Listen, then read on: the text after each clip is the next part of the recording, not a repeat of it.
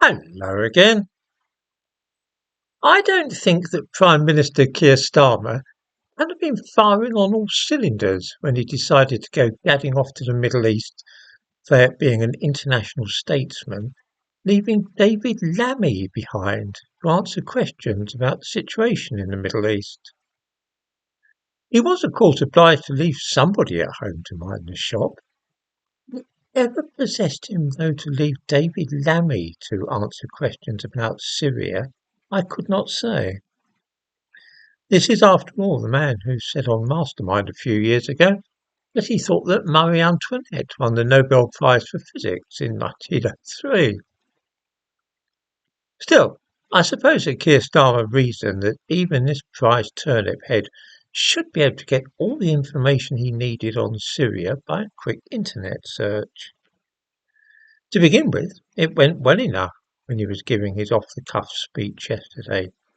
He knew the highest mountain in Syria and the deepest lake. He even remembered correctly the name of the dictator who recently fled Damascus. Then, alas, he overreached himself and started talking not about Syria, but rather what he supposed to be neighbouring countries.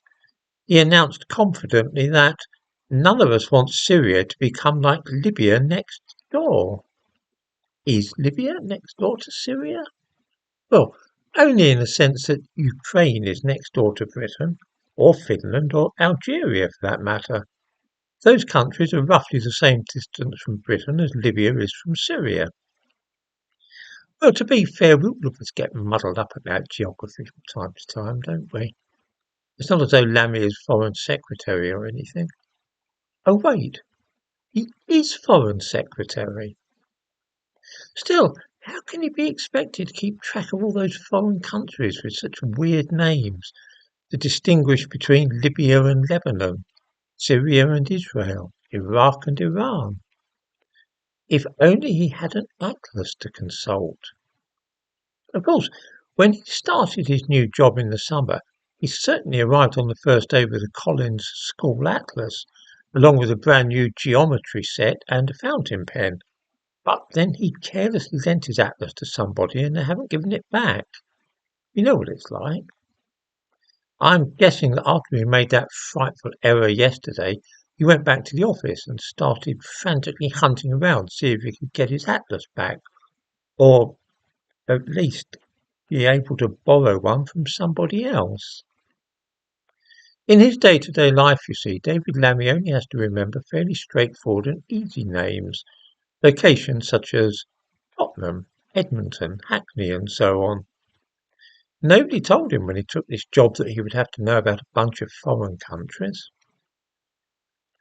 The good thing for Lammy, though, is that he has rock-solid job security. He is a black man in one of the great offices of state, and his master cannot get rid of him without many people complaining. All that the Prime Minister can hope to do is engage in a pretty well continuous process of damage limitation and do his best to keep his Foreign Secretary away from the levers of power.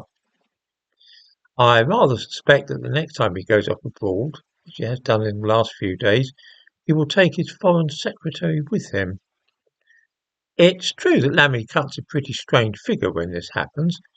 Who can forget his trip to Washington when he was wearing plimsolls with a business suit, which raised a few eyebrows, but it might be the lesser of two evils.